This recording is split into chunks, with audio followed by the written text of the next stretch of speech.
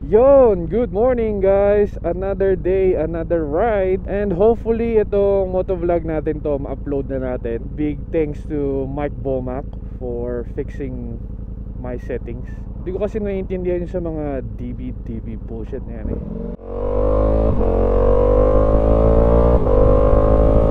Anyways, papunta tayo sa bahay ni Mike Bomac. Mag-quickie ride tayo. Excited lang talaga ako mag-motovlog ulit kasi nung tinesting namin kahapon ni Mike Bomac yung ginawa niya sa helmet ko. Ang linaw pre. Wala na yung pumuputok-putok na boses pagka na-excite ako. Alam niyo naman pag minsan pagka nag-ride ako, pero mga times na wala ako sa mood. Pero kadalasan nasa mood ako, kaya ang lakas ng boses ko. So far, itong white na helmet ko naayos na ni Mike Bomac. So ayusin pa niya yung XD4 tsaka XD5 natin. 51 degrees Fahrenheit ang weather natin today. Before ako mag-gear up, malamig, maginaw sa garahe. Tapos nung nag-gear up na ako, pinagpawisan ako pre. Mainit din pag suotong gear natin. Naka-jackpot tayo ng used na Alpine Revenant ADV jacket sa Facebook Marketplace eh. Ang retail price nito kulang-kulang 600, 584. Binenta na niyan $200. Buti na lang medyo mabilis tayo maghanap or medyo mabilis tayo mag-message sa marketplace. Tapos hinatid pa niya sa trabaho namin. Ayun, still suwabeng suwabe. Nakailang ride na rin ako nung pagpasok ng January. Kaso lang, hindi ko talaga ma-upload. Kasi ako mismo ayokong panoorin yung video kasi nakakabuisit yung audio. So, hindi ko siya in-upload. Ngayon, ayos na. Pwede na ulit. Wala na akong dahilan kung hindi mag-upload. Buti na lang medyo maaga tayong gumising today kasi nag-change oil pa tayo ng Porsche, yung Cayenne natin. Tapos sabay nag-text si Mike Bomac. Nakaset na agad, may time na agad. Buti na lang natapos tayo. Kasi kung di na naman ako tumama sa ride na to, magigisa na naman ako. Kasi ako na naman nag-iya kahapon. Sabi ko ride Tapos nag-set sila ng for today. Tapos wala na naman ako, di ba? Sabi nga ni Omar, 32 ka na, magbago ka na. Kaya ayun, pagkatapos natin mag-change oil, bihis agad. Kina ng fire truck.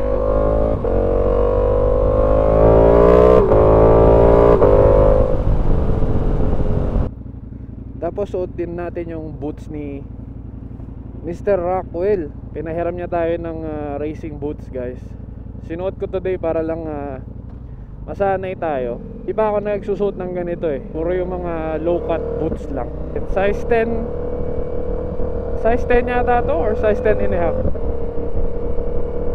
So at least alam natin sa mga racing boots na ganito yung size natin. 1 up. Buti na lang meron siyang extra. Hindi tayo napagastos agad. Hiram-hiram muna. Shoutout sa'yo brother Rockwell. Nung isang araw nag-ride kami, may mga widow sons, and in-invite namin si RJ Pikes Peak tsaka si JR Pikes Peak din. Sabi ang bibilis. Sa vlog ni Omar TV, hindi na kami masyado nagsasalita kasi nakafocus kami sa daan. Kaya try namin sumabay sa kanila. Although si Omar TV nakakasabay siya guys, nakadikit talaga sa kanila. Ako medyo hesitant pa ako. Hindi pa boiled yung itlog natin guys. Half boiled pa lang. Kailangan hard boiled.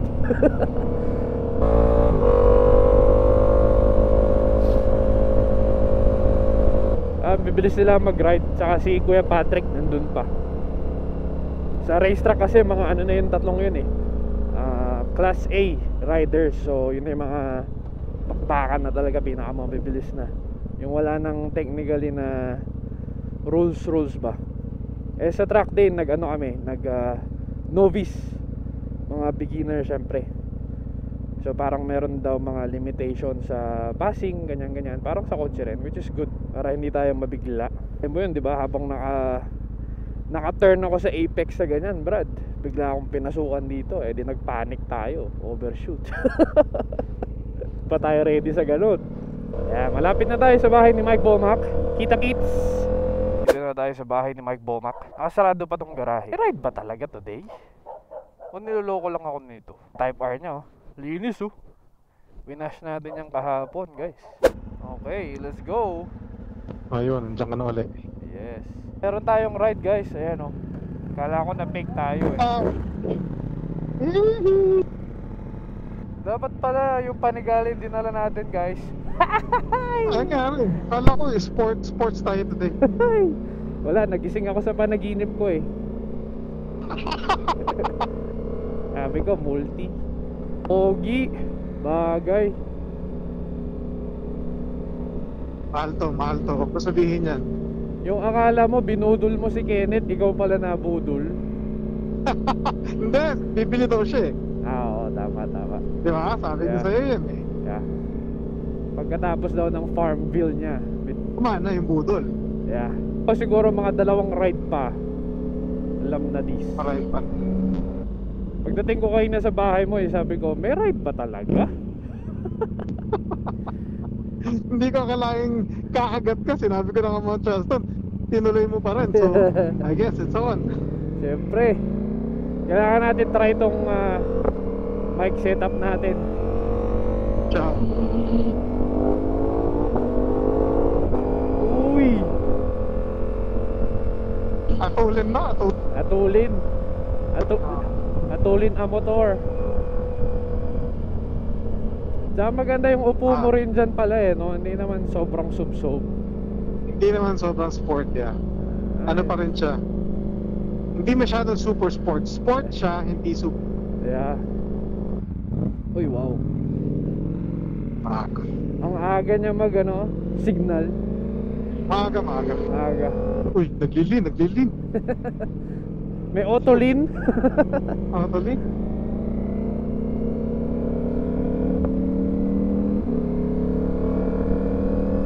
Feeling ko para akong Tom Cruise dito. Yun. John Wick bro, John Wick. Dahoy. Uy.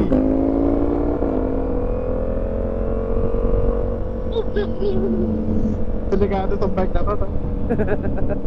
Pero malaking bagay talaga na nakapag na tayo, yung nasanay na tayo sa multistrada. Multi, oo.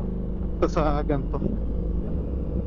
Hindi na siya yung nakakalula yung laki ng bike. Yeah. Pero hindi naman siya malaki. Pero at pala dito tayo nag-left, no? Saan tayo dito mag-left? Freeway. Freeway? Shit! Damn! Ano pa ba susunod? Freeway mo na ako nang masusunod. Sa'yo naman mapupunta to sunod eh. Good luck ah. Ito lang yung panahon today, hindi sobrang lamig. Kaya naman. Numpisahan na pala to, no?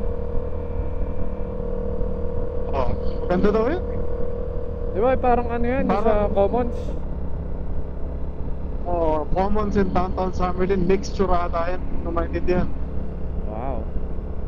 Sana gumanda yung value ng mga bahay sa paligid niya. Yeah. Sure yan.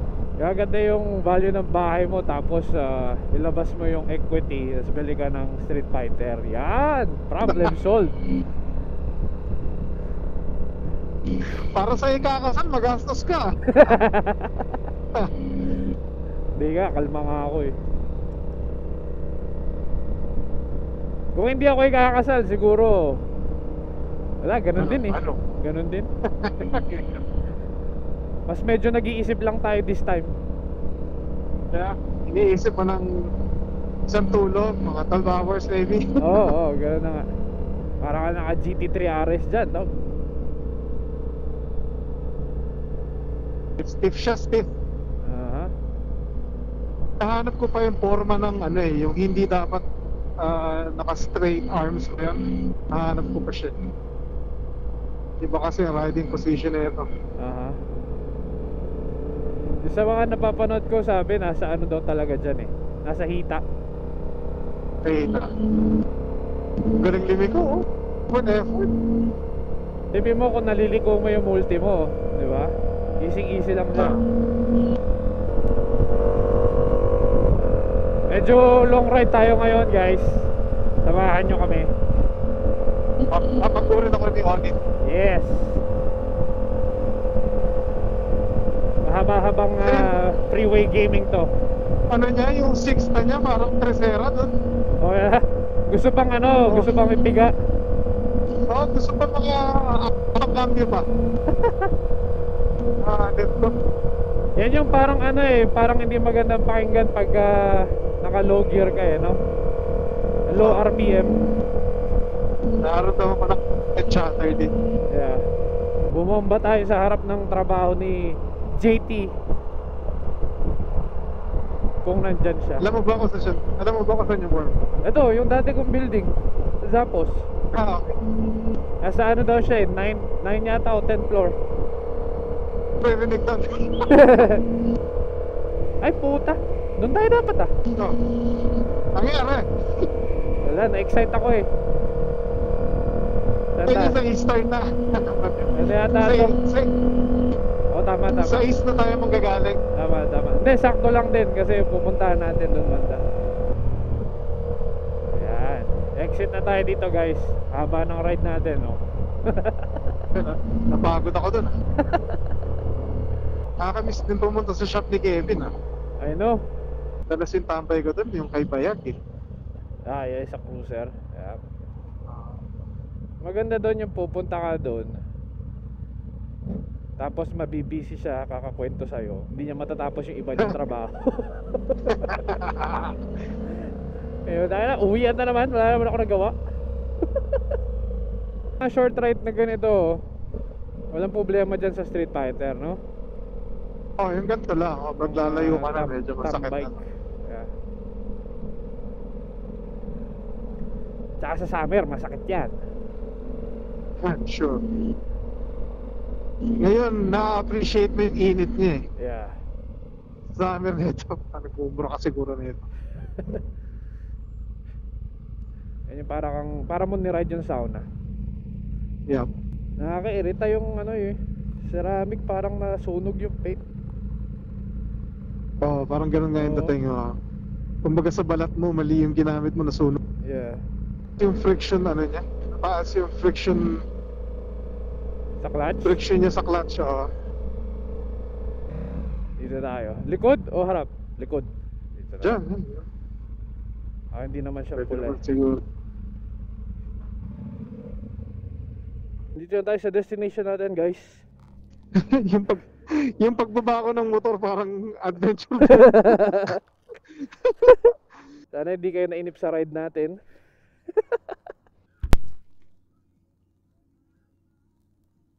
Kailangan natin umuwi kasi yung boss ko meron check up sa vet. Yeah. Yun lang. Okay na yan. Tanggal kati na rin yun. Yes. Nailayo ko na rin tong motor ni Kenneth. Amazing machine. Sana pagka nakakuha ka ng Pikes Peak, pera mo rin. Sana sa susunod na balik natin dun sa coffee shop na yun. Naka-best naman tayo. Tama yung plano mo na maaga. Oo. Maaga naman sila nagbubukas so pwede yun before work. Morning ride. Bagay na bagay mga best pa dun sa lugar na yun, guys. Medyo hippie siya, hippie. Hippie. Dapat yung amoy chonky ka, ganun.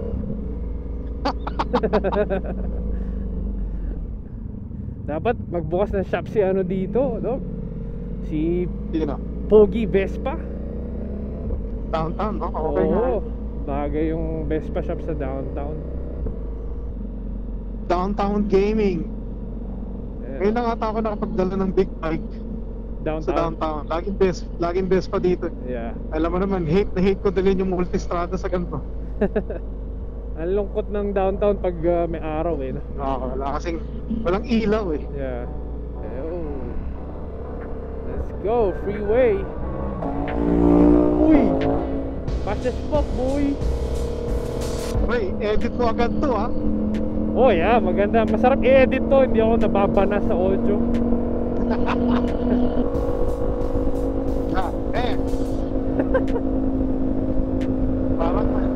Parang sinasabi na itong motor sa akin, bilisan mo ba? Bigayin mo, sabi, bigayin mo.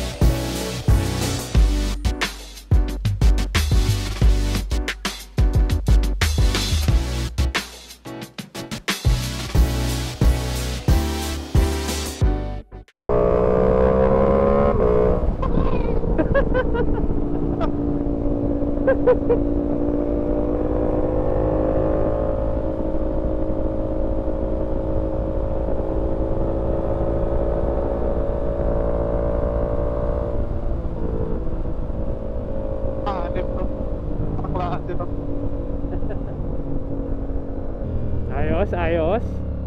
Ayos. So, kung ganito motor ko, alam mo, may titigil, may ano, may magtitigil sa ginagawa ko every. Pag ito ang motor ko, hindi ko na kailangan ng kape. Gising. Tangin. Oo, ibang klase no. Lumuluha ako. Ano siya rin ba yan? nakasigaw. Ang tawag dito? Electronic suspension din ba yan? Oo, fully adjustable to, dude. Sarap. Ano to eh, all in so all around. Ito yung ano to eh, S to eh, V4S to. Oh. Kaya kulay gold ang suspension. Oo, kaya golden suspension. May makikita kang mga V4 na version. Itim yun, oh. Yeah.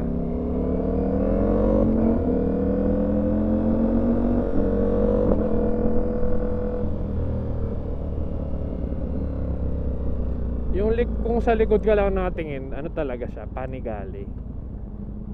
Pareho sila ng tail ng Panigale. Tapos pagka nakita mo na yung harap, uy, walang Yun. bearing. Nakahubad siya. Kumbaga sa mga babae, ito yung naka-bathing suit. Yun. Yung Panigale naka-dress. Yes. Etong multistrada naka-yoga pants. Pang adventure. Pag walang sideline, pwede mag-ride. Whee! Magpaplano ka pa ng kasal, boy. Relax ka lang sa ride mo dyan. Oo nga pala. Pinanood ni Omar TV to, isipin niya mahaba yung ride natin. Sabi niya, tangina, downtown lang.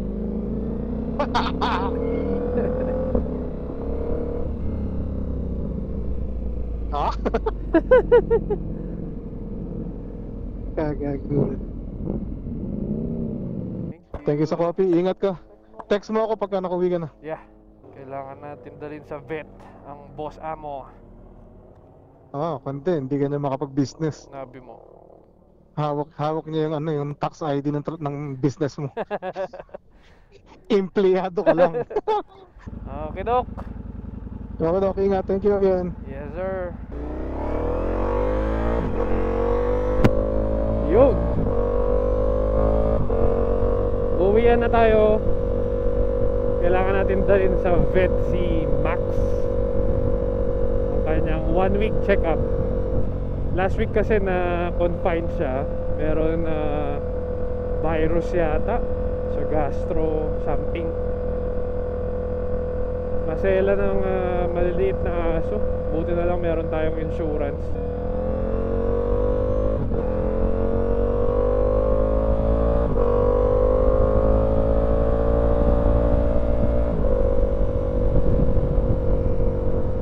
Hindi na natin kinailangan magpagas. Wala ko magpapa full tank pa tayo. Medyo malapit lang yung ni-ride natin galing kay Mike Bomac. Pogi nung Street Fighter. Bagay na bagay kay Mike Bomac. Parang yun na lang ang kailangan niyang motor eh. May Vespa na, multi, Street Fighter na lang, kompleto na siya. Kung ako sa'yo, maghanap ka na Street Fighter. Naghanap ng budol. Nung dinaanan ako ni Mike Bomac kanina doon sa entrance ng freeway, sabi ko, wow, Ducati. Nakalimutan mo naka Ducati ka din. Parang for a split second, parang nainggit ka. Uy, ganda ng Ducati. Pero sabi ko nga kay Mike Bomac kanina, yung Street Fighter o kaya Panigale, pagka mga tambike o kaya yung mga short ride lang na ganyan, mabilisan, okay sila. Hindi ka siguro mangangawit. Tapos pagka may long ride tayo, yung mga more than 30-40 miles, edi sa multistrada tayo para comfy. Tsaka nakikita ko dun sa Street Fighter kanina, ini-imagine ko na may pasahero ka, baka si JM. Magre-reklamo yun, brad. Kasi nakasubsub siya. Isa man din sa makatil likod nun, magre-reklamo yun. Baka mag-request ng top box yun, brad, sa Panigale o kaya Street Fighter.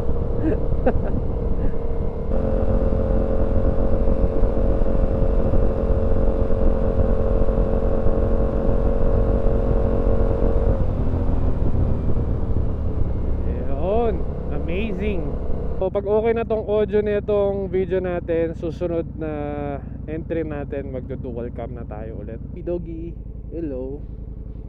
You know, black on black on black.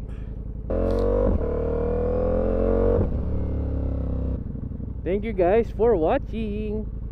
See you on the next one.